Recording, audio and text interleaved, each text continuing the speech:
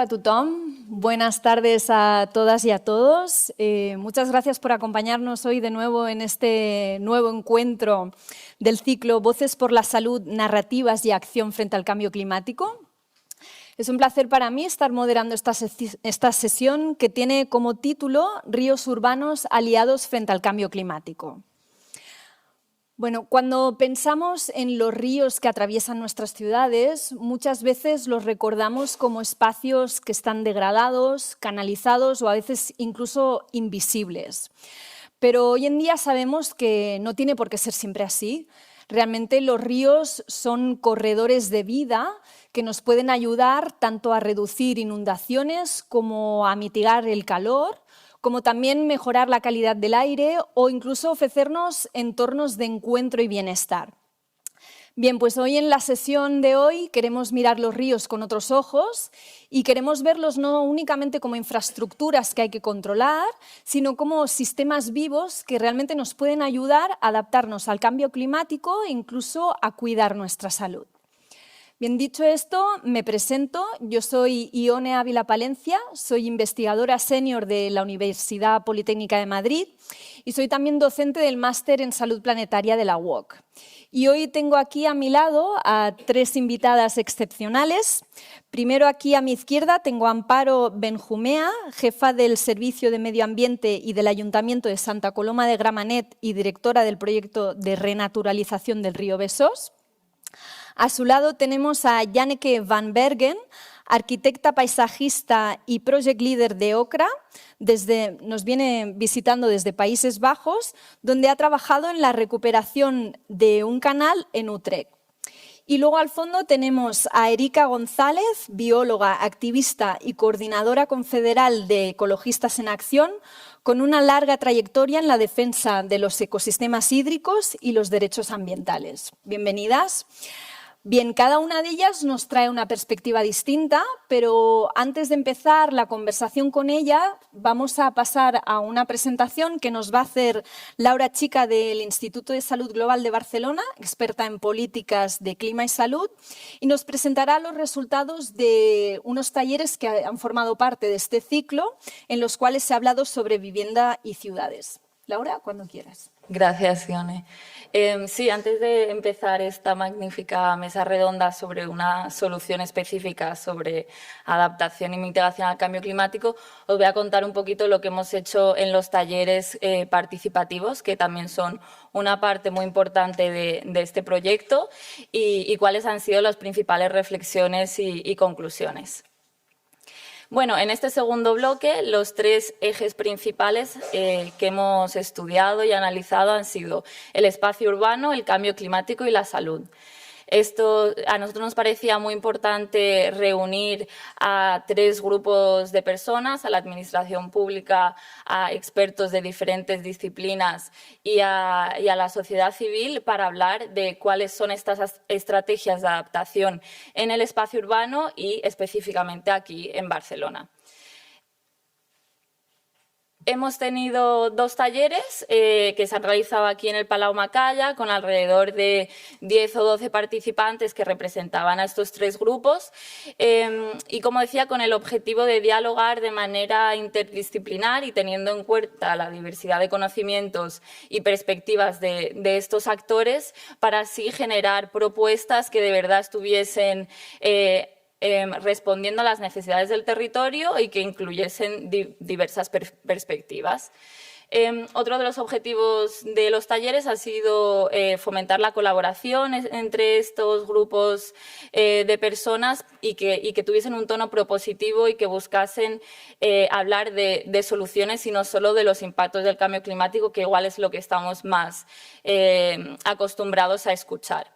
Entonces, aquí podéis, por ejemplo, ver una foto de cómo en grupos pequeños hemos ido identificando propuestas clave y cuáles son los principales retos a la hora de aplicar estas propuestas y cuáles son las necesidades o oportunidades que nos presentan. Partiendo de la base de cuáles son los impactos del cambio climático en la salud en el espacio urbano, ¿no? El primer taller ha sido sobre modelo urbano y se ha hablado que el principal impacto del cambio climático son las temperaturas extremas. Hay una alta exposición a temperaturas extremas en las zonas urbanas debido a la concentración de materiales que captan el calor y al tráfico y al urbanismo. Y esto también tiene un impacto negativo sobre la calidad del aire. Hay una alta contaminación atmosférica. Y cuando pensamos en las viviendas, en el segundo taller, hablamos de estas exposiciones, que son las mismas, pero además añadimos a esta reflexión la situación actual que vivimos de dificultad del acceso a la vivienda y de crisis de vivienda.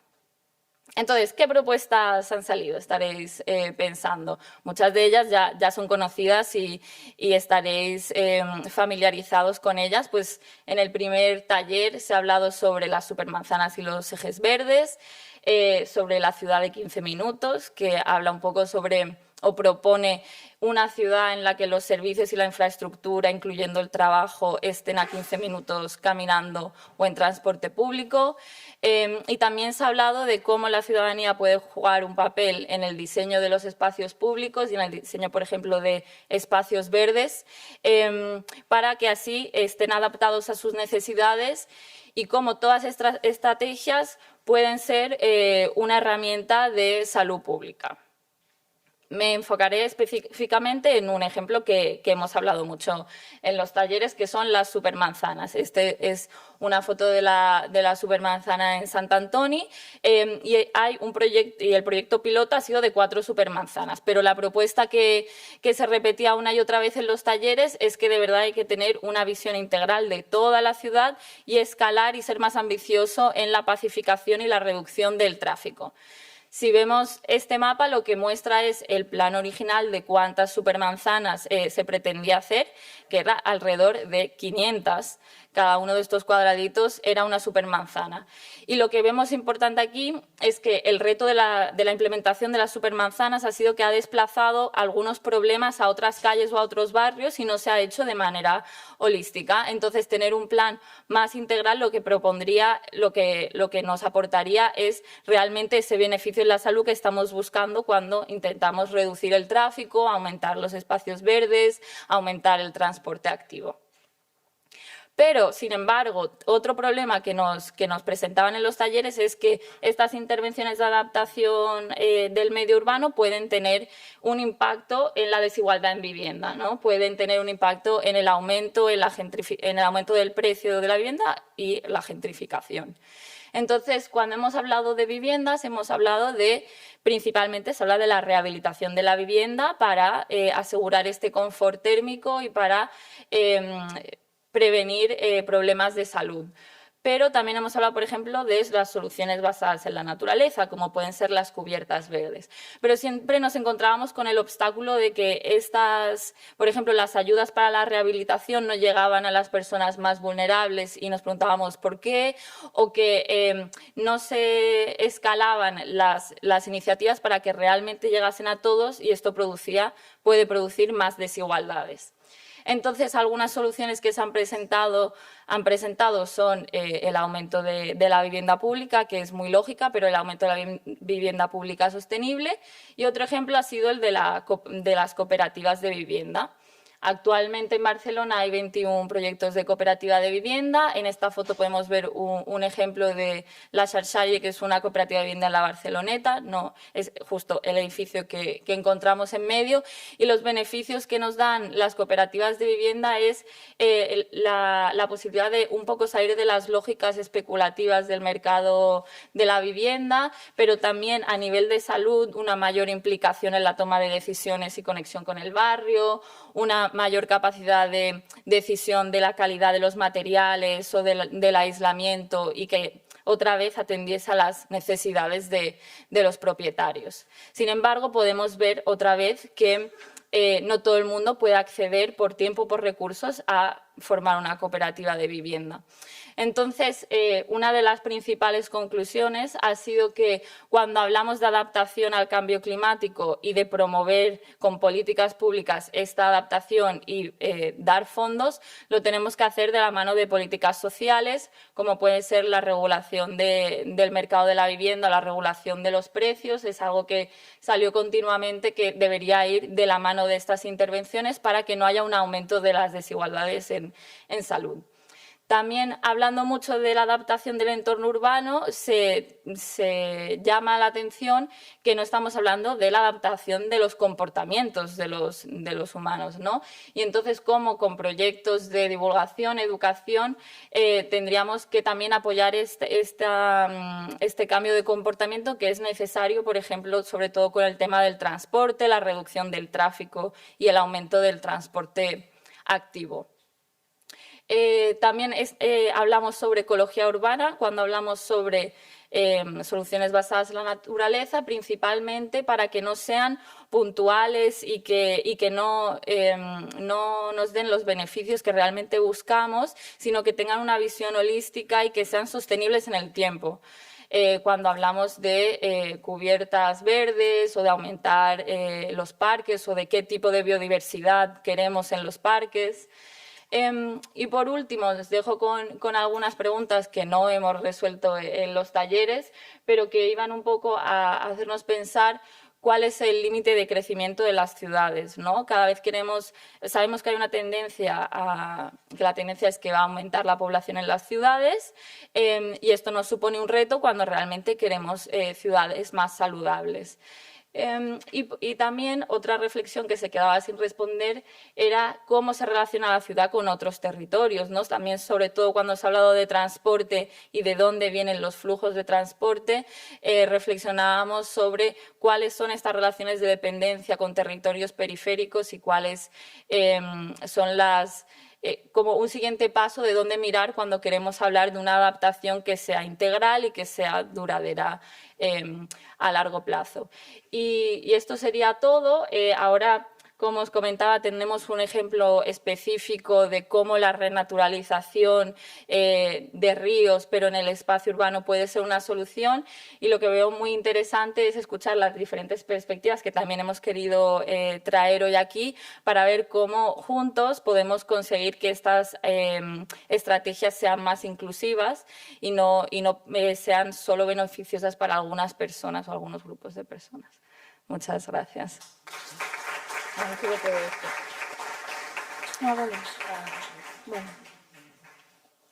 Bueno, muchas gracias, Laura. Me gusta que las conclusiones en realidad son como bastante integrales. Y has hablado mucho sobre todo del entorno construido. Ahora nos vamos a centrar en el entorno más natural de la ciudad. Y me gustaría hacer referencia a Leonardo da Vinci, que decía que el agua era la fuerza motriz de toda la naturaleza. Entonces, creo que esta frase inspira mucho y podemos cogerla para decir, pues vamos a ver si los ríos mueven estos cambios que necesitamos en las ciudades. Entonces, siguiendo un poco con esta inspiración, me gustaría que cada una de nuestras invitadas nos explicara en qué territorios habéis trabajado en procesos de renaturalización fluvial y cuáles han sido realmente los impulsos de estos cambios. Entonces, cada una habéis traído una presentación preparada, entonces si podemos empezar contigo, Amparo. Espero que salga. Sí. Bueno, en primer lugar, como no puede ser de otra forma, gracias por la invitación y por darnos la oportunidad de explicar cuál es nuestro proyecto y qué es lo que estamos haciendo al respecto. Como nos está pidiendo qué impulsa el cambio, yo, haciendo una reflexión, pienso que el cambio se impulsa con un balance entre la problemática que tienes en el territorio y las oportunidades que se te dan para solucionarlas. Y enfocándonos en esto, pienso que explicar un poco la historia de nuestro río pone en contexto de cuáles son esas necesidades y cuáles han sido las oportunidades que hemos tenido para cambiar. podéis ver en la imagen que he puesto de fondo cómo es Santa Coloma de Gramenet. Yo vengo de Santa Coloma de Gramenet, que si no la conocéis es una ciudad que es de la conurbación de Barcelona, fuertemente urbanizada, fuertemente poblada, con muy poco territorio. Pensad que somos 120.000 personas en 4,5 kilómetros cuadrados. El término municipal tiene 7, o sea, es que tampoco hay margen para que haya mucha más cosa. Hay un trocito de montaña y nuestro río. Estamos pegados a Barcelona. Santa Coloma es lo que veis a la imagen a la izquierda. Imaginaros cómo es esta ciudad, qué presión antrópica hace sobre este espacio. Entonces, si nos vamos a la historia de Santa Coloma, tenéis que imaginaros que Santa Coloma era una villa sencillita donde había muy poquitos habitantes que la gente utilizaba para veranear con un río Mediterráneo, o sea, muy poquita agua que de vez en cuando hacía una gran crecida. De repente, en los años... Bueno, tenemos el ejemplo de las riadas. En los años 60 empezó a habitarse masivamente y teníamos viviendas cerca del río e industrias río arriba. Este régimen que decimos que es un río Mediterráneo y que hace unas riadas muy grandes, pues imaginaros, en el año 62 hubo una mega riada que pasó en el Besós y también en el Llobregat y murieron como 1.000 personas. A partir de ahí, el río pasó a ser un ente maldito, por así decirlo. Y lo que pasamos a hacer es aislarlo de la población. Le pusimos unas barreras, muro y muro, y lo encajonamos. Desde el momento en que lo encajonamos, lo aislamos del exterior. Y en el exterior, ¿qué pasaba? La gente seguía implementándose con un urbanismo muy poco organizado, con mucha autoconstrucción, aguas arriba las industrias crecían y el río poco a poco se iba degradando. Al final, ¿qué acabó siendo? Lo que llamábamos una cloaca a cielo abierto. Durante los 80 incluso se planteó si aquello no valía más la pena ponerle una tapa y se acabó. Y aquí hacíamos una cloaca y nos olvidábamos de que teníamos río. Por suerte eso no pasó. ¿Y qué es lo que ocurrió? Que entramos en Europa. Claro. Entonces tenemos una necesidad. El río estaba muy degradado, era insalubre, olía mal, la gente que vivía a su alrededor no estaba satisfecha y teníamos una oportunidad. Y es que habíamos entrado en Europa, Europa imponía una serie de criterios que te decían la salud de esta agua tiene que mejorar. Y esto supuso una oportunidad para decir, bueno, vamos a hacer la primera transformación del río, vamos a convertir el río en un espacio de uso público. Entonces, habilitamos las hieras, canalizamos el centro, hacemos que la gente pueda entrar y salir, tenemos unas infraestructuras súper agresivas visualmente, que son unas megatorres eléctricas que quitamos y enterramos. Necesidad, oportunidad. Con esto empieza a mejorar la salud del río, la gente lo utiliza masivamente, es un éxito. Y esto es lo que ha pasado hasta hace muy pocos años. Éxito total y absoluto. Y también se empieza a mejorar la calidad del río, del agua. Y con esa mejora de la calidad del agua tenemos peces, tenemos insectos, tenemos biodiversidad. En su principio, esa planificación sobre el río ya incluía que hubiera una parte dedicada al no uso público, que es una forma de decir, vamos a dedicar una parte a la biodiversidad. ¿Qué ocurrió? Que en realidad éramos tantos y necesitábamos tanto espacio libre que la presión que ejercíamos sobre el río era tremenda. Aquí viene la segunda parte. Tenemos otra oportunidad, que es decir, bueno, ahora hemos de avanzar hacia eso, hacia la biodiversidad, hacia que el río sea más natural, hacia que haya soluciones basadas en la naturaleza que se implementen en este río y que parezca más un río normal. Y nos aprovechamos otra vez. ¿De qué? Pues otra vez de Europa. Decir, bueno, de Europa no. Y de toda una tendencia que hay de que esto tan raro que llevamos reivindicando desde hace años, que es renaturalizar, parece que hay otros actores en el territorio que también lo piensan, no solo los biólogos que estamos aquí machacantes, sino que empieza a haber otras entidades como el Área Metropolitana de Barcelona, como Diputación de Barcelona, como Europa, como España, que también están por lo mismo. Entonces nos aprovechamos de eso y empezamos a hacer actuaciones de renaturalización que buscan mejorar la textura. Es decir, esto es un sitio plano con un césped monotemático, que lo que hacemos es enriquecerlo, es crear orografías, crear texturas, reservar espacios para la fauna y para la biodiversidad que antes no teníamos. Y esto lo hacemos con haciendo el refugio de biodiversidad de Santa Coloma de Gramenet. Ya me aprietan. El refugio de biodiversidad de Santa Coloma de Gramenet, que pensamos en principio, ahora ya tenemos planificadas o implementadas 3 fases. La fase 1, en la que ya veis que lo que hemos hecho es, por ejemplo, introducir lagunas, introducir elementos de educación ambiental, que es uno de los problemas que después, si puedo, intentaré ampliar este aspecto.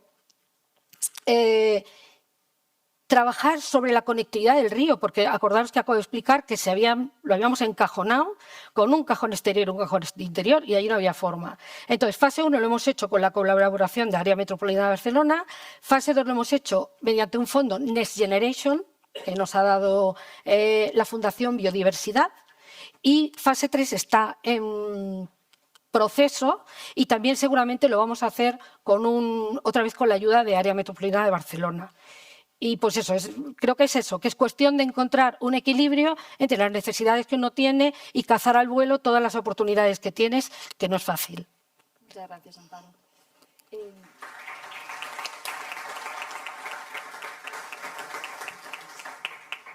Bueno, ahora pasaremos la palabra a Janneke, que nos hará la presentación en inglés. Así que los que no entiendan inglés, aprovechen ahora para ponerse el traductor. Y cuando quieras, Janneke. Sí, gracias. Thank you for inviting me here. Good to see you tonight. My name is Janneke van Bergen. I'm from Oka Landscape Architects from Utrecht in the Netherlands. And we have an office of about 45 people from different nationalities where we work in many projects in the Netherlands and abroad. And our main focus is on inner cities, especially to integrate green-blue structures in inner cities. And in the Netherlands and, for example, also in Belgium, we have also done a lot of urban rivers and recovery of urban rivers from the small to the large scale. And our most iconic project and prize-winning has been the Catharijnensingel in Utrecht. Utrecht is one of our main cities in the Netherlands. And here we actually turned an 8-lane highway back into a green-blue structure and park. And I'm going to tell you a little bit more about it. It's built, so you can see how it works. Because the city of Utrecht is a very old city that started early near the river, and then it was canalized and many canals were dug out, mostly for trading. So you see the evolution of the canal structure. Later on, around 1650, we had, of course, fortification, so the water was also used as a defense mechanism. But later on, the military function got lost, and then the old canals were also turned into a state park. So it was turned from military to more of a park, a linear park with very beautiful architecture. However, in the 1960s, the city industrialization came, and the city had to be transformed once more to make it car-proof. So, therefore, a part of the canal structure was actually demolished and turned into this 8-lane highway. So here on the left, you see how that looked like in the 60s, the modern city, the car-based city, with 8 lanes where once the canal was. And already during construction, inhabitants started protesting against this measure because it was really affecting their living environment. And it was also becoming, you see in the middle, on the left you see the central station with a big mall, and on the right is the historical center. You see the big lane is a massive barrier between the station and the historical city. So in the end, around 1920s, we were renovating the central city area, and therefore the construction works, the highway had to be closed off temporarily. But that's also when the discussion started again about getting rid of this highway. And that was also in a period when many referendums were made with inhabitants to check political decisions such as this one. And the referendum, the conclusion was that the highway should be going and restore the living environment of these people that were already really affected by the central station high-dense development. development. So on the right, you see how it has become now. So in 3 stages, we have reintroduced the canal into the city and also its surroundings to make it into a proper park. So rather than being a barrier, it's now turned into a true green-blue connector. And this is how it looks now nowadays. So here you see the canal that we reintroduced, and the strategy for the park was really to not just do the water, but also to make this park. So we try to claim every space from facade to also create this living environment for people to rest and to study or to live. And we also try to restore this historical landscape from the architect Zocher from the 1850s. It's the estate landscape. So here we see also this romantic way of making parks with curved lines and variation in trees and other features, so that it looks more natural than just a canal. And within the park, we also paid attention to several aspects. So on the left, for example, we have integrated ecological values, such as native species, higher grasses that are not mown all the time, nature-friendly water edges that protect the plants from the boats. In the middle, of course, we have integrated many recreational functions, because in the Netherlands, it's very dense country, densely built country. Accessibility of water is actually also a main item, and we integrated many features varying from sports to relaxation spaces, but also the boat landings, for example, so that people could canoe through the park. And last but not least is the climate adaptation aspect, because the flooding problem is now also solved better due to the reintroduction of the canal. And the park features many shading from trees, so it's also a massive cool spot in the city, especially in the center where it's really densely built and therefore very hot. So overall, this is a project that brings together many people, not just the inhabitants, but also the people from the station, the mall, the inhabitants, the students, and even the homeless can come here to really create a democratic space. Thank you, Janneke.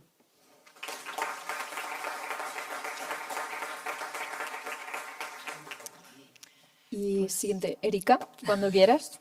Pues buenas tardes, muchas gracias por la invitación y también a todos vosotras y vosotros por interesaros y estar aquí, que luego después podamos compartir reflexiones, ideas, propuestas o experiencias sobre la renaturalización de los ríos urbanos. Desde la perspectiva de Ecologistas en Acción, partimos de un elevado deterioro, un grave deterioro de los ecosistemas como son los ríos, los acuíferos, los humedales a nivel global en toda la península, ¿no?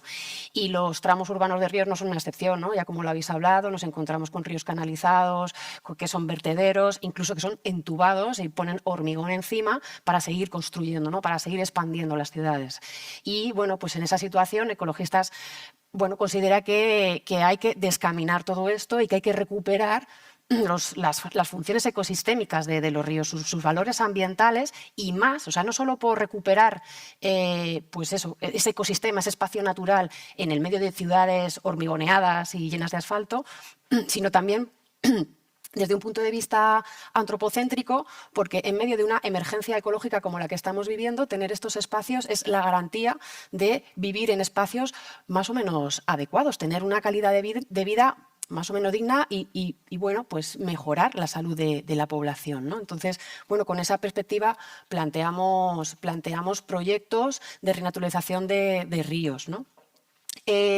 También partimos de la premisa precisamente de recuperar esas funciones, ¿no? De incrementar la biodiversidad, de conectar el tramo alto con el tramo bajo, de tener esos espacios pulmones dentro de la ciudad. Y también partir de la premisa de que no se va a poder recuperar las condiciones prístinas de los ríos naturales como las que deberían tener. Así que dentro de los límites que generan la alteración que tenemos en los tramos urbanos de ríos, pues vamos a ver qué podemos hacer y avanzar todo lo posible en esa renaturalización, ¿no?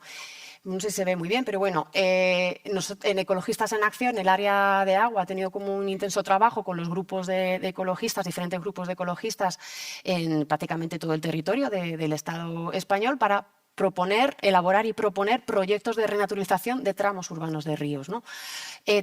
Ahora mismo hemos propuesto 23, ahí solo hay 20, porque en un mapa que hicimos antes de otros 3 proyectos en La Rioja, en Euskadi y en Murcia, que también hemos propuesto, y hemos intentado cubrir todas las comunidades autónomas y una diversidad también de tipologías de ríos. Y quería centrarme en este tiempo que tengo, este poquito tiempo que tenemos, en un caso concreto que es el Río de Oro en Melilla, quizás porque bueno, pues es del otro lado del Estado y bueno, pues como un caso diferente al que bueno, podían exponer mis compañeras de mesa, ¿no? El Río de Oro, igual bueno, pues que el que se ha ido explicando o que han ido explicando, es un río tremendamente deteriorado, que sufre muchísimas presiones desde Melilla, desde Marruecos, de donde nace, hasta Melilla. Hay encauzamientos, hay infraestructuras obsoletas, se utiliza como vertedero. Bueno, pues hay infinidad de elementos que deterioran el río, ¿no? Entonces, bueno, pues lo que se planteaba precisamente era pues una modificación para recuperar esa naturalidad del río, ¿no? ¿Qué es lo que se ha ido haciendo? Pues lo primero, evidentemente, limpiar, ¿no? Tanto de residuos, de vertederos, de intentar pues, que no se vierta agua sin depurar al cauce, generar también, como en los sitios donde había más vertidos, generar barreras vegetales y escolleras para intentar evitar que se tiraran residuos al cauce. También se ha intentado en las zonas donde se podía recuperar el espacio del río, ¿no? Intentando también quitar esos muros o canalizaciones en los puntos donde se podía, rebajando también las orillas para, pues bueno, en el caso de una crecida, pues facilitar que el río desborde en esos sitios donde puede desbordar y disipar ese volumen de agua para que no llegue a la ciudad de Melilla. Melilla no, sino pues bueno, utilizar esas soluciones verdes que se hablan, ¿no? de reducir ese tipo de impactos o de riesgos, ¿no?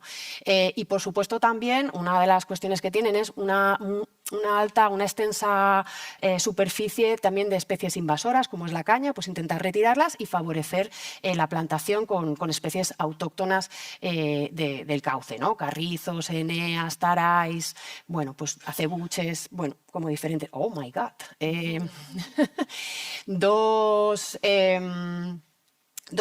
En este minuto, dos aspectos o dos actuaciones o acciones que creo que son interesantes de resaltar. Una es la creación de una laguna artificial, pero que crea un espacio, un humedal muy cercano al cauce, en el que, bueno, pues luego lo veremos en cuanto a mitigación al cambio climático, ha tenido una función imprescindible y que ha movido a más de 300 personas a revegetar ese humedal que está ganando pues una amplia biodiversidad y pues tener ese espacio humedal ahí pues está siendo muy valorado por el barrio.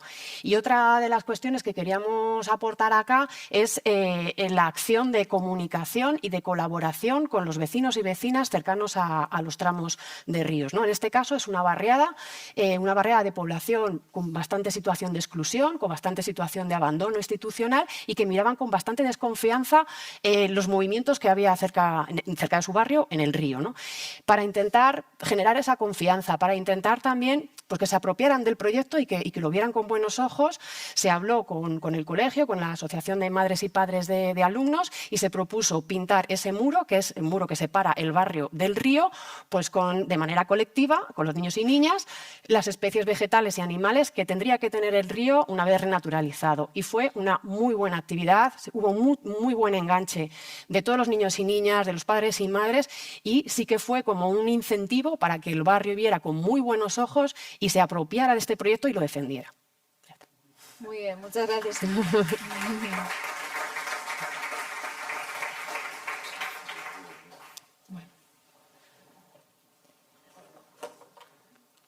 Bueno, con todos estos ejemplos que nos habéis dado, muy ricos, además, tanto de visuales como también de motivos, de impulso y de mucha fuerza, tanto institucional como vecinal.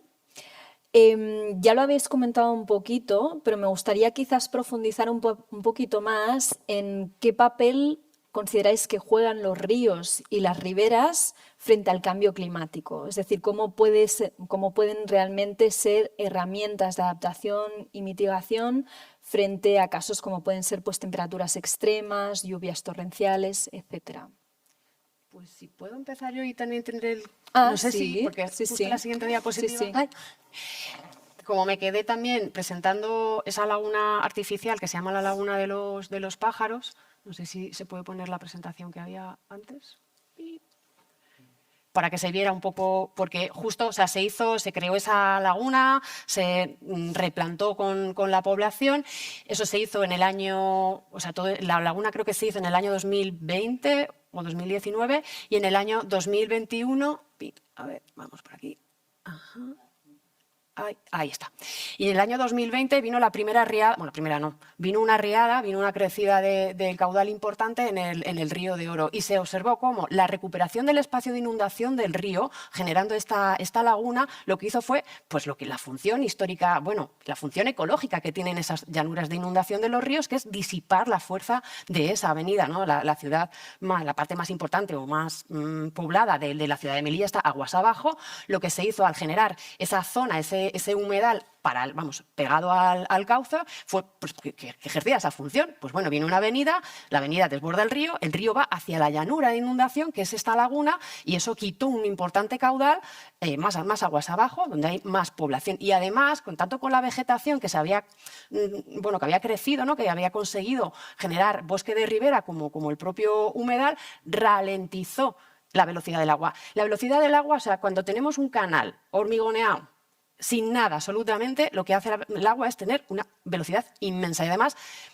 al haber más superficie, también tiene más capacidad de filtrar. En estos canales no tiene capacidad ninguna de filtrar el agua. Entonces llega un elevado volumen de agua que no se filtra por ningún lado con una enorme fuerza. Así que en el punto donde se desborda ese río, ese canal, tiene una fuerza tremenda que genera unos enormes daños. Esto es lo que la renaturalización de los ríos, la recuperación de esos espacios, la vegetación que reduce la velocidad, lo que hace es precisamente atacar todas esas factores de agresividad de las avenidas, ¿no? Entonces es fundamental tener este tipo de proyectos para hacer frente a fenómenos meteorológicos extremos que cada vez van a ser más frecuentes y que cada vez van a ser más agresivos, como lo estamos viendo, ¿no? Entonces, o sea, no solo ya desde el punto de vista ecológico o de biodiversidad, no, desde el punto de vista absolutamente antropocéntrico es que nos va la vida en este tipo de proyectos. Sí. Si queréis. No, yo pienso lo mismo, evidentemente. En el caso de Santa Coloma, con la renaturalización pasamos de un césped monotemático a diferentes plantas, ya solo por la diversidad.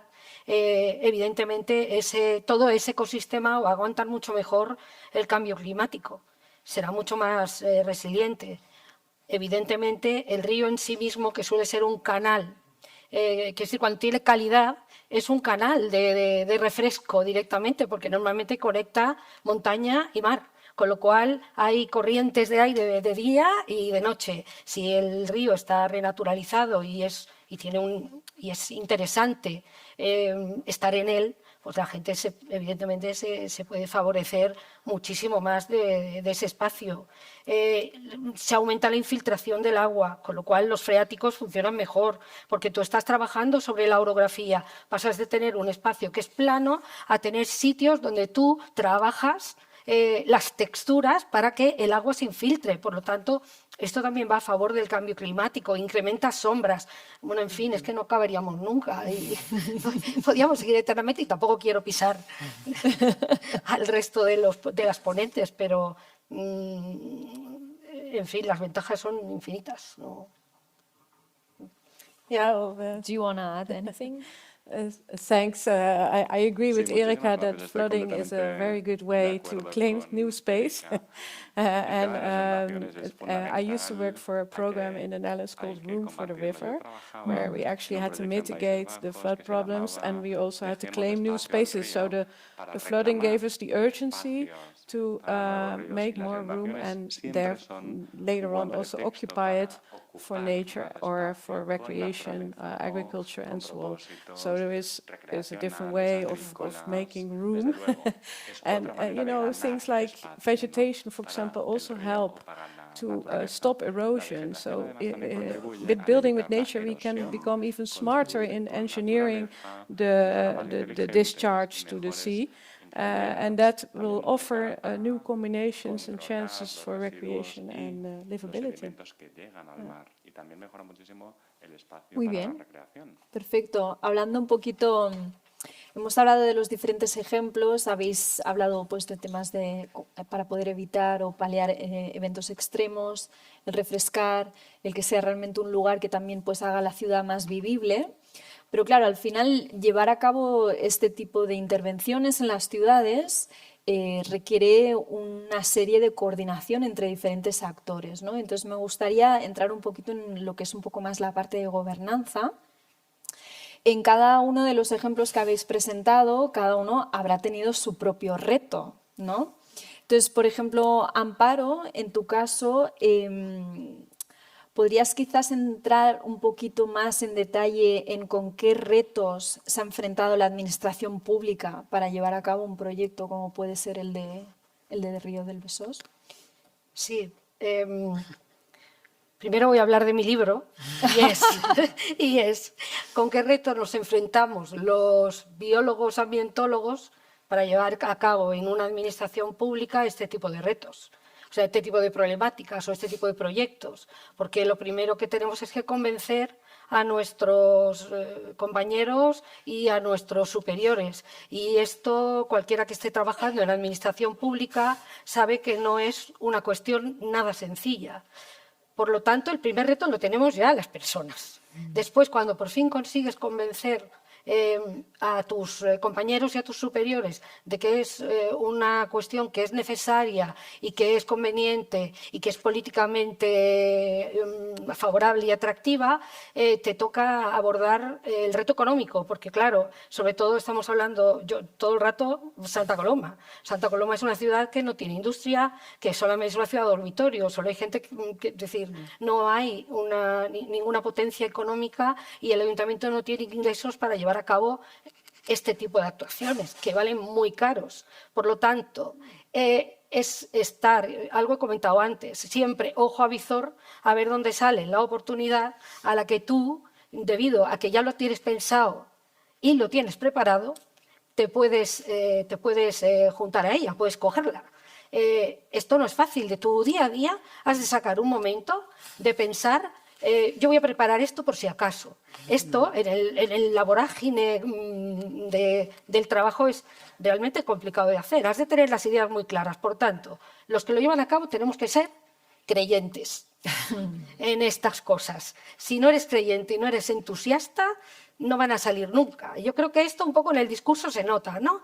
Que somos normalmente personas creyentes, si no, no llevaríamos a cabo nada de esto. Y luego hay otro reto muy importante, que es la ciudadanía. Primero has de conseguir ponértela a favor, pero luego es curioso, tienes que convencerlos. ¿Por qué? Porque cuando tú llevas a cabo alguna mejora de este tipo, no va exenta de algún aspecto negativo para la ciudadanía.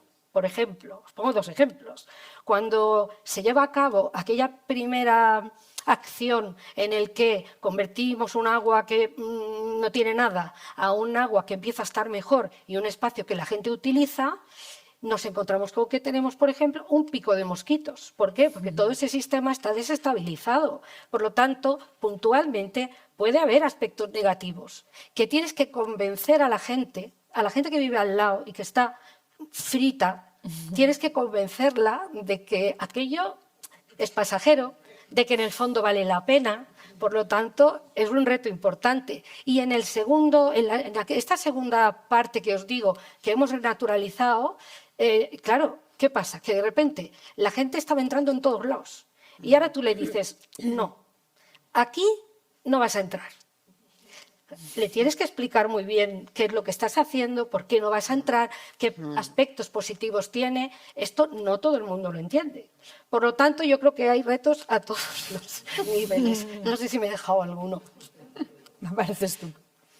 Y ya que has hablado un poquito ahora de convencer a la ciudadanía, me gustaría engancharlo contigo, Janneke, porque tengo entendido que el ejemplo que nos has presentado En tu caso se llevó a cabo un referéndum con la ciudadanía. Entonces, si nos pudieras explicar un poquito cómo fue, cómo se llevó a cabo. Did you hear Yes. my sound? Okay, good.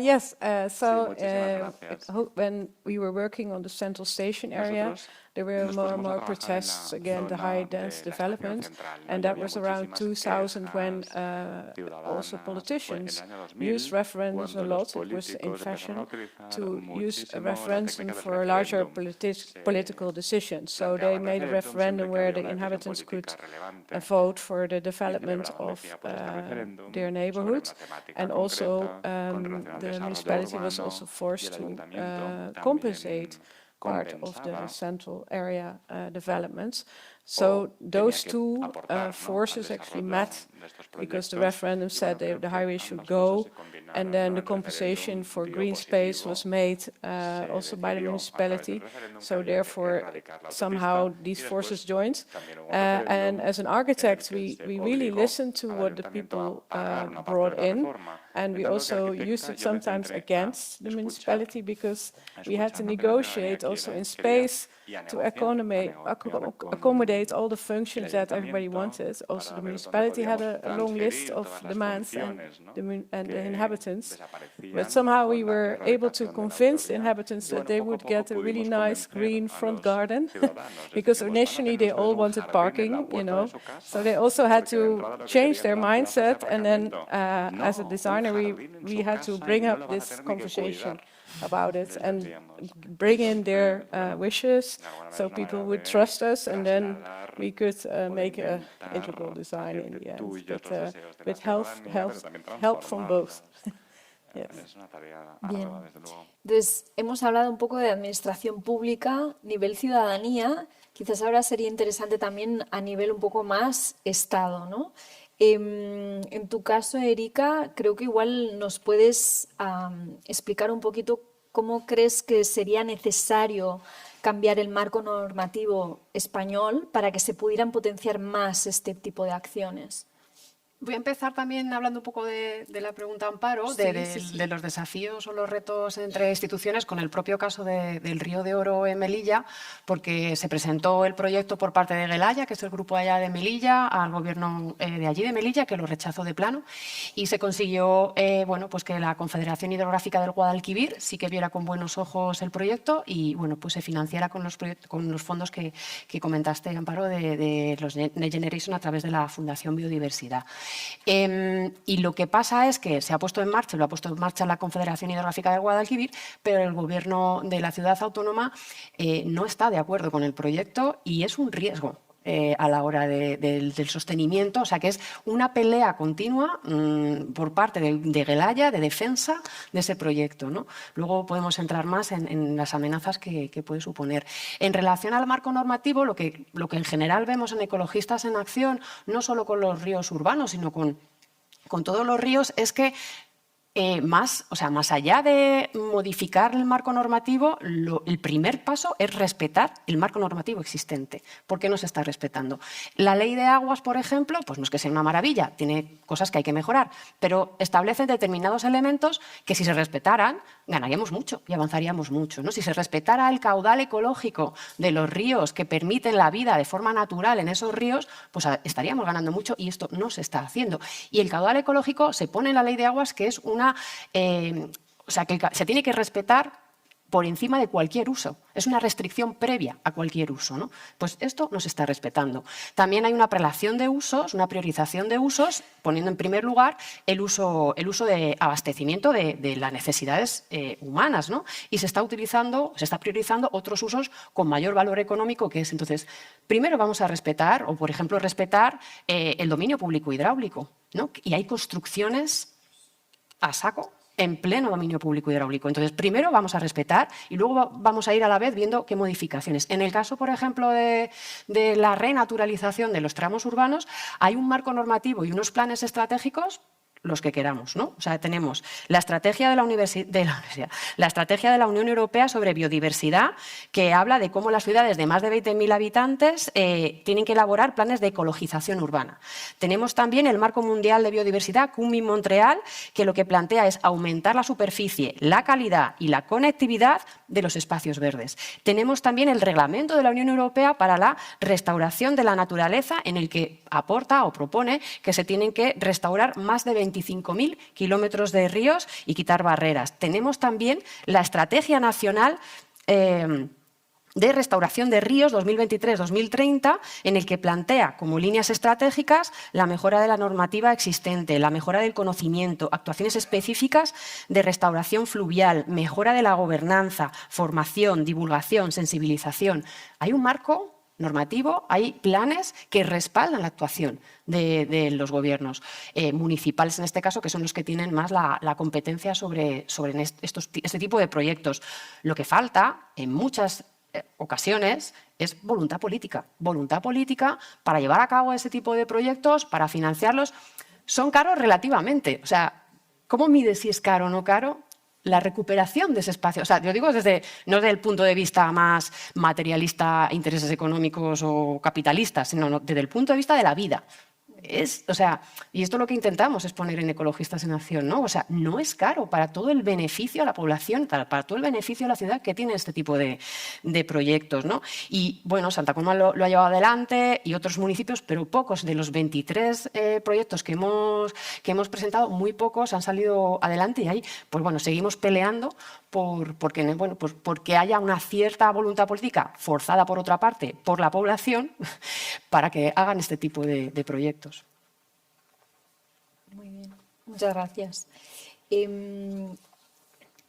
ya para acabar la ronda de preguntas, yo quería sobre todo entrar en lo que es el tema de salud, porque ha salido en algún momento, ¿no?, que realmente estos son entornos pues que también tienen un componente social muy importante, ¿no? Entonces me gustaría oír de vuestra parte si consideráis que la recuperación o renaturalización de los espacios fluviales también son intervenciones de salud. Y me gustaría que argumentéis un poquito, y también basándose en vuestra experiencia de los ejemplos. Janneke, por favor. Yeah, in the Netherlands we work a lot with the 330-300 rule. I don't know if people know what it is. This means that if you live somewhere in a city, you should be able to see 3 trees. There should be green within 300 meters, and 30% of your neighborhood should also have green. So it's like a rule of thumb for the North Europe now, but we also translate this now to several cities, for example Utrecht, but also Antwerp are working on at the moment. And then I think it's important because not just for heat stress, but also, for example, for finding public space to live, to recreate, to get rid of stress. And I think the rivers are the largest spaces that we have near the city. So you can work from small to extra large, but when you meet the river and the water, it's like a true public space with a own horizon. So there is a stacking of benefits, not just for nature, but also for humans to relax and to come together as a social space, for example. So it starts small, but the river are the big ones. Yeah. Yo, evidentemente, opino exactamente igual. Claro, en nuestro caso, de repente se abre un espacio público en el que se puede liberar tensiones, en las que se puede hacer deporte, en las que hay actividades culturales, en las que hay actividades lúdicas, en las que entras en contacto con la naturaleza. Por lo tanto, las personas que tienen más biofilia, que son también disfrutan. Si cogemos salud desde un punto de vista más general, ¿no?, también salud mental o bienestar, evidentemente el río hace una función súper importante. Aparte, ahora me he perdido. Bueno, pues eso, el río hace una función muy, muy importante. Luego, aparte, claro, tiene otros beneficios, ya que, digamos que tiene como unos beneficios a largo plazo o a larga distancia, ¿no? Sí, claro, evidentemente que mejora la calidad del aire, y luego tiene unos a más corta distancia, que son estos que decimos, ¿no? La satisfacción que te produce mirar por tu ventana y ver acordaros de cómo era Santa Coloma, ¿no? Hay todos unos ventanales de mucha población que dan al río, precisamente. Y una cosa que a mí me hace gracia, pero que no la considero menor, y es esa satisfacción o ese bienestar que también te produce haber pasado de vivir en una zona tangencial o alejada del centro y sin interés, a que las cosas pasen allí en tu barrio. Por tanto, hasta tu nivel de vida mejora. Es que hasta cuánto vale tu piso mejora. Y esto claro, esto no se debe despreciar. Esto estoy segura de que influye en el bienestar de las personas directamente. Aparte que es motor de cambio, porque también provocas cambios en los alrededores, ¿no? Primero se provoca el cambio en el río y luego las otras partes del barrio acaban estando en consonancia porque acaba todo haciendo juego. Por tanto, hay mejoras. Pues creo que eso no son temas menores, ni mucho menos. Y bueno, no sé, lo digo para dejar un poco de hueco también. Sí, o sea, aparte, evidentemente la salud mejora, ¿no? A través de pues, la mejora de la calidad del aire, a través de la amortiguación del incremento de la temperatura por efecto del cambio climático, lo cual es especialmente importante tener esos espacios más frescos, bueno, para las personas con mayor vulnerabilidad, ¿no? O con factores de mayor vulnerabilidad, como son niños, niñas, ancianas, personas con enfermedades crónicas, trabajadores y trabajadoras que están trabajando a la intemperie o personas que viven en situación de calle, ¿no? Todo esto es pues, absolutamente importante, ¿no? Pero bueno, te quería poner ahí como el foco en dos cosas. Una, precisamente lo que hablábamos, ¿no? De el incremento del precio de la vivienda por este tipo de proyectos que se produce. Y esto es un fastidio, porque cuando se hablaba al principio de la presentación de ligar, o sea, relacionar sí o sí los procesos de renaturalización con la justicia social, esto es impepinable en un estado como es el Estado español. Yo vengo de Madrid. Madrid, yo no sé si es el culmen de la especulación inmobiliaria. Bueno, aquí no está mal tampoco, pero bueno, como que ahí competimos un poco entonces, cualquier espacio que incremente la calidad del barrio, se produce una especulación sobre el precio de la vivienda que genera una expulsión de la población con menos recursos que además viven en alquiler. O sea, se produce la expulsión del barrio de las personas con mayor vulnerabilidad y que a lo mejor necesitan más vivir en ese tipo de espacios más naturales o con mejores condiciones, ¿no? Entonces, tenemos que pensar, y esto es una cuestión que en Ecologistas en Acción le queremos poner porque promovemos este tipo de proyectos, pero también decimos es que tiene que estar ligado, ya sabemos que es súper difícil, pero tiene que estar ligado a algún tipo de política que en estos espacios frene la especulación urbanística, ¿no? Porque si no estamos expulsando precisamente de las zonas de más calidad ambiental a población con menos recursos, ¿no? Entonces, bueno, pues esto tenerlo un poco en la cabeza, a ver cómo podemos darle una vuelta. Y el otro punto al que quería ponerle el foco es, no tanto relacionado con la salud, pero sí también relacionado con la educación, ¿no? El recuperar estos espacios naturales es un espacio pedagógico increíble, ¿no? Para los centros escolares que están cerca, o sea, es tener ese espacio natural en medio de la ciudad en el que observar un ecosistema, conocerlo, conocer cuáles son sus elementos, conocer qué significa la biodiversidad, qué significa la conectividad de un río, qué significa la estacionalidad, aunque cada vez más alterada por el cambio climático, de ese río. O sea, que es un elemento también, o sea, no solo por la salud, sino también desde el punto de vista de educación y pedagógico, también increíble, que le da mucho valor también a esos espacios. ¿Algo más que querráis añadir? ¿No? ¿No?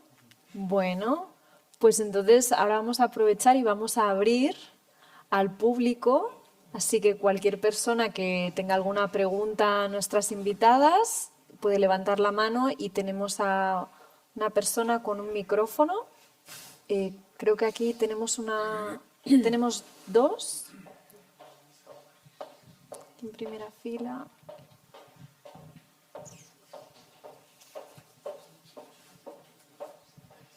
Muchas gracias, ha sido muy interesante.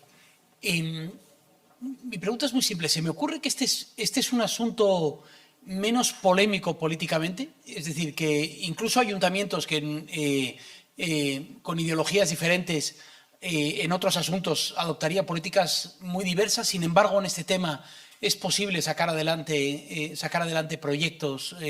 No sé cuál ha sido vuestra experiencia en este sentido. Sí. Yo, si quieres, podemos comparar, por ejemplo, los 3 municipios que forman parte del curso bajo del Besós, y son 3 situaciones totalmente diferentes y 3 respuestas totalmente diferentes. Tenemos Montcada y Reixac, que no tiene población cerca del río. Tenemos Santa Coloma, que tiene una presión muy fuerte sobre el río porque no tiene espacios verdes y lo necesita.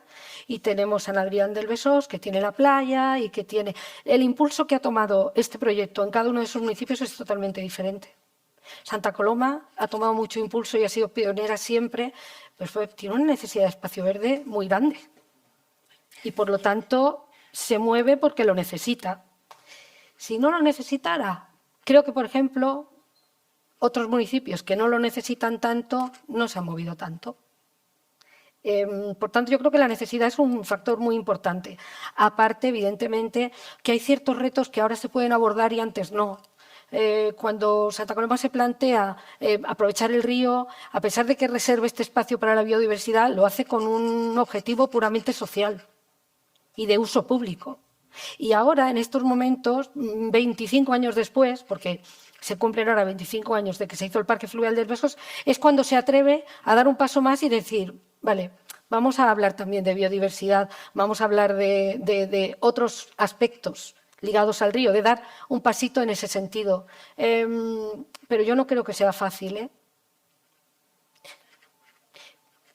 Y luego la ley también ayuda. Que haya legislaciones que nos estén obligando o que nos empiecen a obligar a hacer cosas, está muy bien. Sí, la experiencia de ecologistas es verdad que no depende tanto del partido político, porque es verdad que de los 2 partidos mayoritarios ha habido respuestas de rechazo en los 2 casos.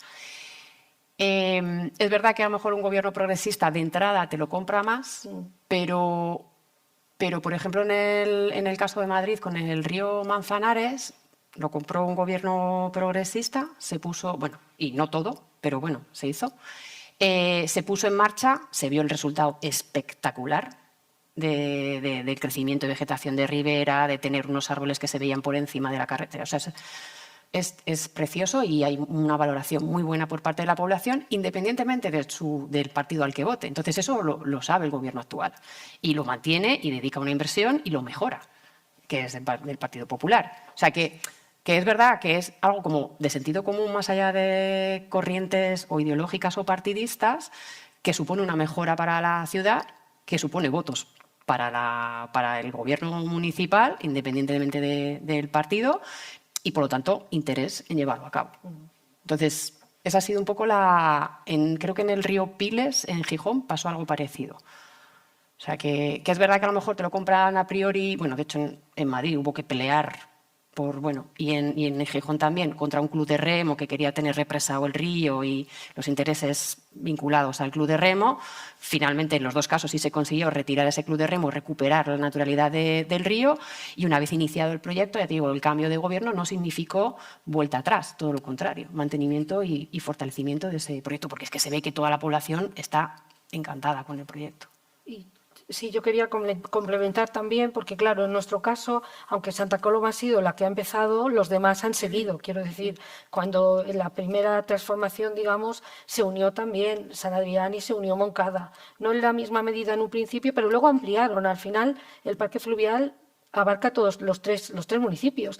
Y con el espacio de renaturalización ha pasado un poco igual, porque es verdad que nosotros empezamos hace 3 años a renaturalizar y nos dieron el fondo Next y trabajamos con AMB, pero ahora San Adrián ha conseguido hace muy poquito, colaborando con Área Metropolitana de Barcelona, que había colaborado antes con nosotros, un fondo Next que nos habían dado antes a nosotros, con lo cual dices, bueno, es como una mancha de aceite que se expande, o sea, connotaciones negativas no tiene.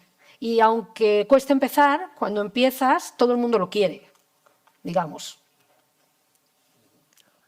Yeah, in the Netherlands we have Estoy de acuerdo, en Países Bajos a program is called Green Grows programa Along, que se and then llamaba the national El government Verde brings in va de money sí, when y el gobierno building sites are nacional, developed, like pues, 70,000 aporta houses or dinero. something in Utrecht.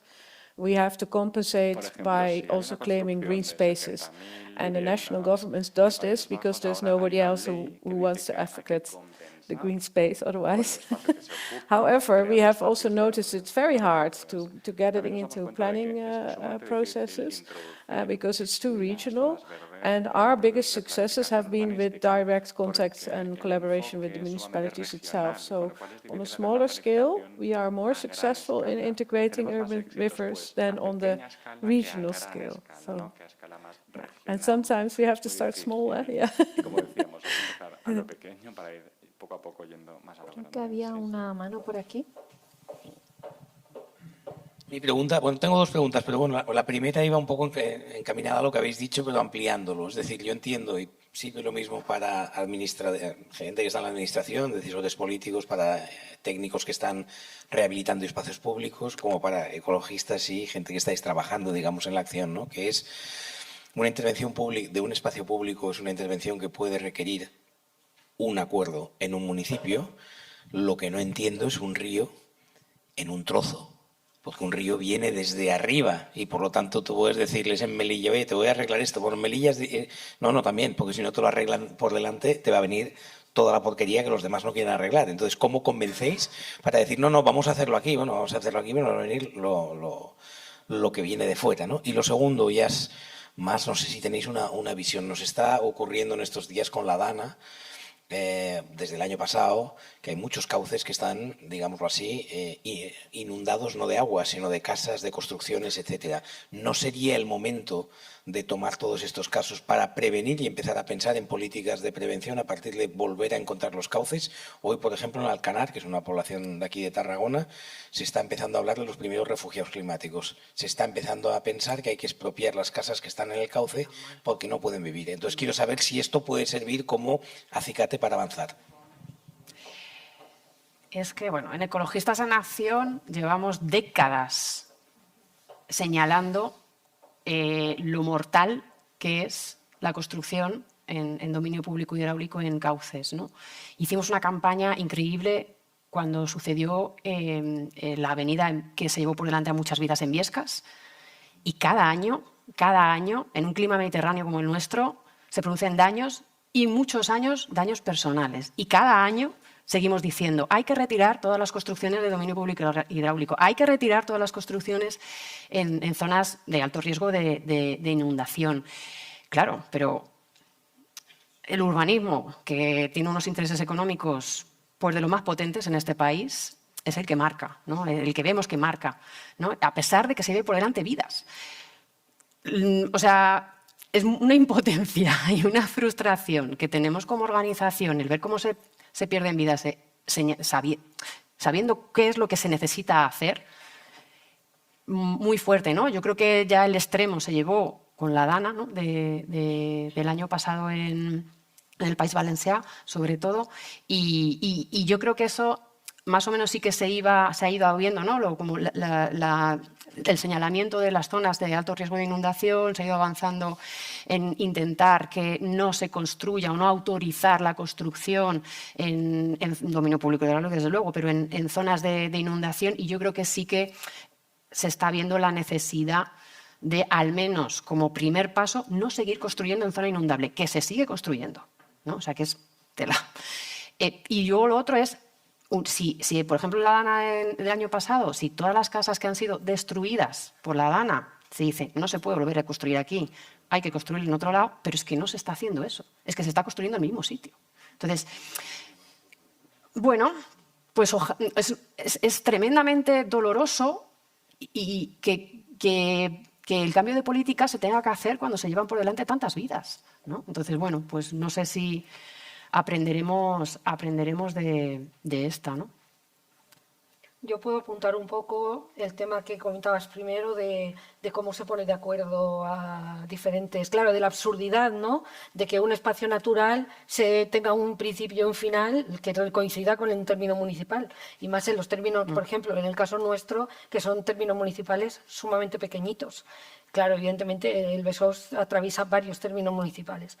Pero, aparte de que este efecto aceite, ¿no? Mancha de aceite que hemos comentado, aquí entran en juego las entidades supramunicipales, que al final acaban aunando los intereses de todo el mundo y haciendo una gestión realmente como tiene que ser. Porque la gestión, si el término municipal es tan pequeño, tiene que ser supramunicipal, porque tiene que ser a nivel de cuenca entera.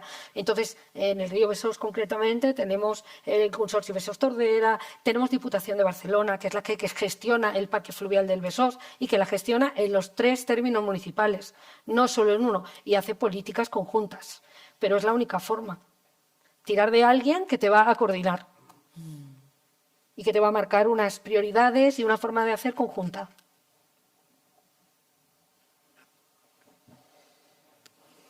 Yeah, in the Netherlands we have very strict zoning, so we are ahead in a way with the regulations. But when we did the Room for the River program, we also saved some built areas by building more space further down the river or up the river. So we could create buffers that would protect the city even if it was really built. These bottlenecks, we could create these other spaces around it. So you also have to consider the larger scale on where to build and not to build. And there are still spaces now that we can use to store water or to prevent flooding. But we have to be clever, we have to think ahead. Climate change is coming, so we get double the water that we have now. So we have to re-engineer this landscape to be ahead. Yes, good question. El sistema de construcción es una excelente pregunta, gracias. Tenemos otra mano por aquí.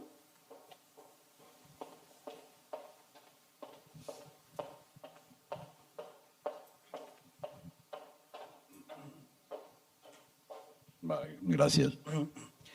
Sí, hola, buenas tardes. Gracias por las reflexiones que nos hacéis llegar hasta la sala, por la sacudida que de alguna manera de reflexión también nos aportáis y también a las personas que hizo la presentación. Recogiendo una idea que creo que desplazó Erika hacia nosotros, que era la capacidad de poder de riqueza que tiene el urbanismo y la capacidad de complot político que genera el urbanismo. La pregunta la refiero: ¿quién determina finalmente qué es una zona inundable o qué no lo es? Administración local, autonómica, estatal, una guerra de intereses centrales, autonómicos, locales. O sea, finalmente, ¿quién determina en un momento concreto cuándo se puede edificar o no se habría de edificar? Gracias. Claro, las zonas... Perdón, la pregunta también indudablemente para Utrecht, porque supongo que hay una legislación diferente a la nuestra.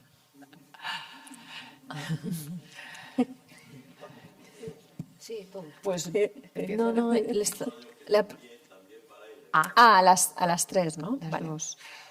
Pues las zonas inundables están indicadas por las propias avenidas de los ríos. O sea, sí que hay una medición de la tasa de retorno que se llama, que es la frecuencia con la que hay una crecida, ¿no? Entonces hay unas crecidas que son habituales, entonces ahí te indica cuál es la zona, ¿no?, más frecuente de que utiliza el río, y hay otras zonas de que se inundan, pues es una tasa de retorno cada 10 años. Una crecida que... estadísticamente, no que se vaya a producir, sino que es estadísticamente más probable que se produzca cada 10 años, cada 50 años, cada 100 años y cada 500 años. Aunque la emergencia climática está alterando completamente esas estadísticas y puede ser que una enorme avenida como la Dana del año pasado, que teóricamente pues dentro de 500 años, no, pues a lo mejor dentro de 2 años tenemos otra similar por la alteración. Entonces, ese tipo de mediciones ya te marca, y están marcados en un mapa que está disponible en el Ministerio de Transición Ecológica, cuáles son las zonas inundables. Ya se sabe cuáles son. Y tú puedes ver si tu casa está en una zona inundable o no. O sea, eso lo sabemos. ¿Quién decide qué se puede urbanizar o no urbanizar? El Gobierno municipal. hay normas que yo no sé si ya está aprobado o está en ello, estatales, en las cuales directamente se debería de poner, se prohíbe. O sea, me da igual lo que quiera hacer el gobierno municipal, se prohíbe la construcción en zonas inundables, ¿no? Entonces, eso es verdad que ahora mismo no sé si ya está incorporado en la normativa o está, porque yo creo que sí que hay voluntad de incorporarlo en la normativa para que me da igual lo que quiera el gobierno municipal y sus intereses urbanísticos que tenga. En esta zona no se puede construir, aunque la competencia sea urbanística, sea del municipio. En el caso de Cataluña no se puede construir.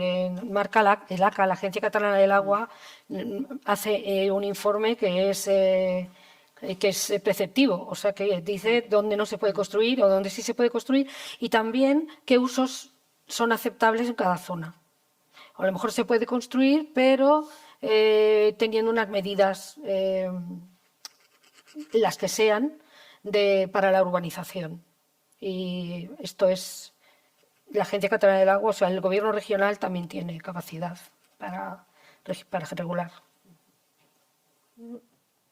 Sounds similar. Sí, es bastante parecido. In the Netherlands, the national government makes zoning, so the spatial zoning, but the maintenance and the permits are given by water boards, so they are more regional based. And I think that's also important because regional authorities know much more better the region and what's at stake. But larger plans then have to be referred back to the national government. So the crucial projects are done by the national government themselves. And we have Rijkswaterstaat, which is the Ministry of Infrastructure that has a kind of exclusive organization that does these things. My husband works there, actually.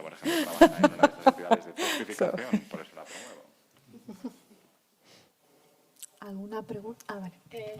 Bueno, un tema que se ha tocado muy por encima.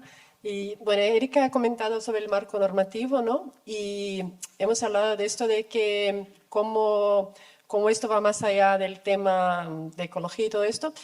Y bueno, de que vemos todo de esta manera muy pasional, ¿no? Que vemos como muy positivo y que la cosa mejora, pero también sabemos que cuando se mejora un espacio, todo sube, ¿no? Los alquileres suben y hay la gentrificación. Si en el marco normativo, que has comentado que estaría bien ver cómo congelar los alquileres o de alguna manera proteger a la gente que vive ahí, que en general son los que más necesitan la protección, si hay algo en ese sentido, porque creo que siempre discutimos toda la cosa con la visión de una cosa positiva, pero si no es el momento también de blindar de alguna manera que esto pase, pero ya con alguna mirada de que no vamos a empeorar para que en el futuro luego se vea cómo no peorar la situación de la gente, ¿no? Si hay alguna discusión en ese sentido, o esto todavía es un plano muy, ¿no? Una mirada mucho más allá. O sea, la situación es tan... Yo hablo de Madrid, que es donde vivo. O sea, la situación es tan complicada en ese aspecto que, por ejemplo, hay un proyecto de soterrar un escalestric que hay pegado en Puente de Vallecas y la gente que es propietaria de la casa dice, uy, qué bien, me van a soterrar el escalestric, voy a vivir en un espacio estupendo, se va a revalorizar el piso, maravilloso. La gente que está de alquiler dice, no quiero este proyecto, aunque signifique una mejora de la calidad del aire, una mejora, o sea, aunque sea, es que me voy a tener que ir de aquí. Entonces, se genera ese tipo de dinámicas complicadas, muy complicadas, porque, también para ecologistas en acción, que estamos en una contradicción porque decimos, reduzcamos, o sea, lo primero es reducir, desde luego, la movilidad motorizada individual, pero luego, pues claro, recuperar espacios naturales pues es nuestra apuesta, pero por otro lado, los efectos sociales que puede tener son muy complicados, ¿no? Entonces, es verdad que nos estamos ahí como en una contradicción porque, bueno, es que en Madrid, o sea, a nivel estatal no hay una normativa ni siquiera que controle la especulación en general que se está produciendo tanto de la compraventa como del alquiler de la vivienda. O la normativa que hay realmente no está enfrentando realmente y controlando realmente esa subida de precios, menos aún ligada a la mejora ambiental de las ciudades, ¿no? Y a lo mejor hay en determinados territorios, con determinados gobiernos, que es más fácil introducir este debate, no sé si aquí o en otros lados, pero desde luego en Madrid, olvídate. O sea, no hay ninguna posibilidad. Eso es pura movilización, pura reclamación, puro buscar con las organizaciones sociales cuál puede ser la propuesta, que no te van a hacer ni caso, pero bueno, o sea, que no hay nada a nivel institucional, ni debate institucional que aborde esa cuestión. Ya digo, a lo mejor hay otros territorios que sí, pero luego Madrid no. ¿Algo que añadir? Yeah, well, in Utrecht, new developments are obliged to work climate neutral, so they have to retain their own water. So if they get a peak rain from 80 millimeters, they have to solve it within their plots. And also for 30%, 40% has to be depaved. Existing trees have to be mitigated. And even the city of Utrecht gives a list of species that have to be incorporated in the site. So new developments are very much obliged to work in the green-blue strategy. Yeah. But that's the last 5 years that changed, that the municipalities have taken the lead and otherwise they get in problems because flooding is hard for a city. So the only way to solve it is by also obligating the developers to work this way. ¿Alguna pregunta más?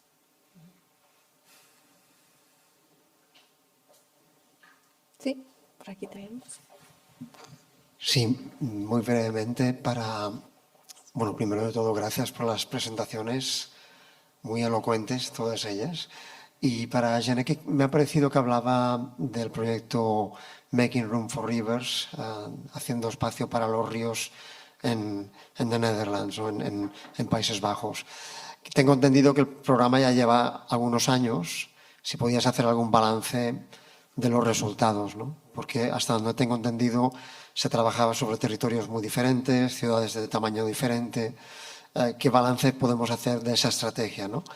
Y después, para la mesa en general, otra pregunta muy concreta, ya que han salido muchos retos, no sé cómo veis el tema del discurso tan interesante en su momento de la nueva cultura del agua, que nos animaba un poco a introducir unas miradas sobre la gestión del agua más allá de las necesidades humanas, sino pensando también en los otros, ¿no? En la fauna, en la flora, en los ecosistemas, no solamente en nosotros, ¿no? En los humanos. ¿Cómo veis un poco el tema de la cultura? Si aún tenemos posibilidad, que imagino que la respuesta va a ser que no, pero si vemos alguna posibilidad de aprovechando la crisis actual, ya que hablamos de... Ya teníamos la gentrificación verde, ahora tenemos también la gentrificación azul. Si aprovechando esta crisis casi total no hubiera quizás posibilidad de volver a revivir el discurso de la nueva cultura del agua, que hizo furor en un momento determinado y quizás hace mucho que ya no hablamos de él, ¿no? Muchas gracias. Yeah. Thank you for your question. For the Room for the River project, it's interesting that you ask, because now Room for the River has been realized as well, so we know a little bit better how it's done. And flood-wise, we're doing very well.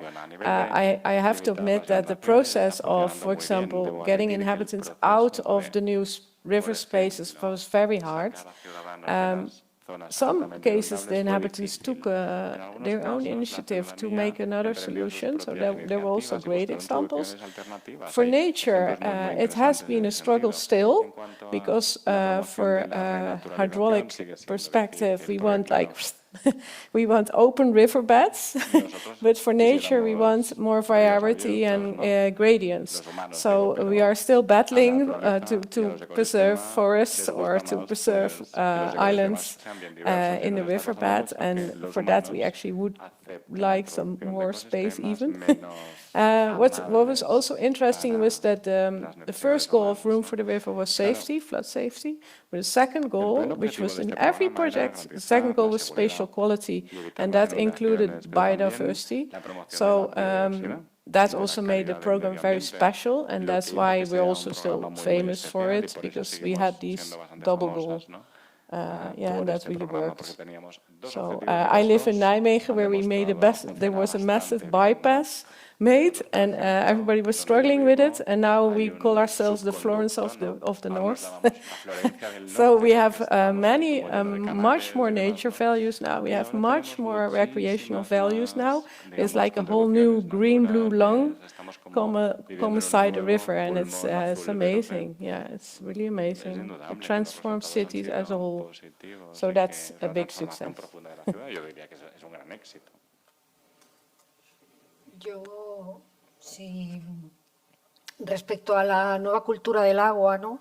Yo entiendo que lo que se hace cuando tú parte del territorio se lo cedes a otro uso que no es el puramente humano, por así decirlo, que no es el antrópico, estás haciendo nueva cultura del agua. Estás diciendo, oiga usted, es que aquí tenemos derecho a ser felices todos, ¿no? Y los espacios, los seres vivos que viven en nuestra compañía tienen derecho también a su espacio. El problema es hacer que la gente entienda ese derecho de esas especies. Es complicado. Cuando estaba haciendo la presentación decía, bueno, luego me gustaría tener oportunidad de explicarlo un poco más, porque el espacio educativo es de hecho, cuando nos dio la Fundación Biodiversidad el NEX, la subvención, pongamos que si eran 2 millones para obra, había 1 millón para gobernanza, participación, educación, porque entendieron que uno de los retos a los que nos enfrentábamos era explicar eso, explicar que de repente tenían que hacer renuncias en bien a que otros seres vivos utilizaran el espacio y que entendieran que ese espacio que ellos valoraban, porque el río, el espacio del parque fluvial, tal y como es, así con una catifa de césped y tal, no sería lo mismo si no tuvieras patitos, aves que de repente aparecen, peces cuando miras en el agua, y que esas especies tienen su sentido que estén allí y tienen sus derechos. Entonces, ese ámbito educativo es un ámbito súper importante en el que estamos trabajando muchísimo. Y yo siempre digo que, claro, digamos, el río pasa, ¿no? Santa Coloma tiene las dos orillas. Una orilla es la que tiene totalmente artificializada, digamos, urbanizada y de uso público intensivo, y la otra es la que intentamos un poco preservar para estos otros usos. No del todo, pero bueno, a grandes rasgos, para que lo entendamos. Yo siempre digo, cuando yo esté feliz, porque el otro lado, la orilla derecha, está como yo quisiera, será cuando todo el mundo se queje de que no la tengo cuidada, de que la tengo descuidada. Entonces, esto es un reto con el que nos enfrentamos los gestores, porque, claro, los objetivos que tiene la población no son los objetivos de gestión o los que nosotros queremos encontrar. Bueno, educación, comunicación, creo que no hay otra forma. Sí, yo creo que también hay un reto en saber comunicar lo que está pasando cuando hay un espacio renaturalizado en el que la población misma vive lo que representa la biodiversidad. Ojalá, yo creo que hay gente con más o menos sensibilidad ambiental y hay gente como que dice, no, es maravilloso y es tan valiosa la vida humana como la no humana, ¿no? Pero esto es difícil, en general, ¿no? Entonces, suele ser en qué me beneficia como población el tener este espacio. Y es verdad que, aunque en Ecologistas en Acción, sobre todo el área de conservación de la naturaleza, intenta incidir en cambiar la mirada para que no sea todo el rato una mirada antropocéntrica, pero muchas veces a la hora de hablar, comunicarnos, hacer educación, tenemos que empezar por esa mirada antropocéntrica e intentar ampliarla todo lo posible. Y esa ampliación de la mirada es mucho más fácil si la vives que si no la vives, ¿no? Que si tú estás en ese espacio y ves, o sea, esto se ve claramente, pues, por ejemplo, con mi experiencia en el río en Madrid, donde lleva ya desde el año 2016 renaturalizado el río. Antes era un canal bloqueado con presillas para dar imagen del río centroeuropeo, que era un canal de piscinas negras malolientes. Bueno, se recuperó el río simplemente levantando las presillas y haciendo que se circulara el río. Como tenía el lecho arenoso, pues se movió el lecho, se generó sus islas, sus orillas, se repobló de manera natural con las semillas que venían en el agua, con las semillas que venían en el aire, y hay ahora una vegetación de ribera estupendísima, una cantidad de hábitats tremendo. Antes, pues aunque se había recuperado el espacio público, con mucha deuda, pero bueno, un espacio público a los lados del río, nadie miraba el río porque no tenía ningún interés. Ahora mismo, o sea, continuamente hay gente mirando el río viendo, hay una garza, o hay una garceta, bueno, o no saben el nombre, pero vamos, uy, mira ese pájaro, uy, mira ese otro, oye, está pescando, que se está pillando una rata. O sea, como que es casi el documental de tu casa en vivo y en directo, ¿no? Entonces, el tener esa experiencia o el estar, es decir, mirar el río y hacer, ay, o sea, eso te va cambiando esa mirada, ¿no? Y pasas a valorar.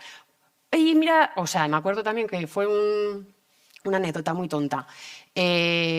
Bueno, hubo como un problema porque se quería dar marchas atrás en la renaturalización del río bajando una de las presas por un tema del club de remo, que no se consiguió solventar. Pero bueno, se inundó y se vio como uno de los conejos que estaban por allí pululando pues estaba al punto de ahogarse el pobre conejo. Pues no veas tú la población ahí como estaba, ¡ahí el conejo! O sea, y esa conexión, o cuando se coló un zorro en el río renaturalizado, o sea, ese fue pues el mayor espectáculo que tuvo ese barrio en semanas. O sea, iban a ir al río a ver al zorro, por dónde iba, por dónde qué hacía, no sé qué. O sea, y eso es lo que te permite, esa ampliación de la mirada a el valor que tiene en sí mismo el ecosistema, independientemente si hay humanos o no hay humanos por ahí, sino el valor que tiene, ¿no? Entonces, bueno, el saber comunicar, pues eso, la educación con los centros educativos cercanos, saber comunicar ese tipo de experiencias, el hacer tener este tipo de espacios para que la gente lo viva y pueda darse esa nueva cultura del agua, que va a ser mucho más fácil si la vives que si te la cuentan, ¿no? Gracias, Erika. Gracias, Janneke. Gracias, Amparo. Laura, por la presentación, y muchas gracias a todos por haber venido. Esperamos que os haya sido enriquecedora la conversación. Y nada, aquí acabamos. Que tengáis una muy buena velada. Gracias. Muchas gracias.